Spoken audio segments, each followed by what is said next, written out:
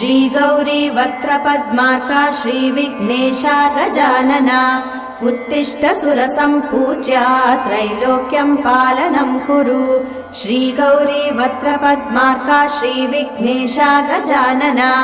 उत्तिष्ठ सुरसम्पूज्या त्रैलोक्यं पालनं कुरु उत्तिष्ठोत्तिष्ठ हेरम्बा उत्तिष्ठ गणनायका उत्तिष्ठ करुणापूर्णा भक्तानां भाग्यदायका उत्तिष्ठोत्तिष्ठ हेरम्बा उत्तिष्ठ गणनायका उत्तिष्ठ करुणापूर्णा भक्तानां भाग्यदायका श्रीयाकुवाहन शिवात्मज दिव्यगात्रा श्रीभिन्नदन्तधनुजान्तक सूक्ष्मनेत्रा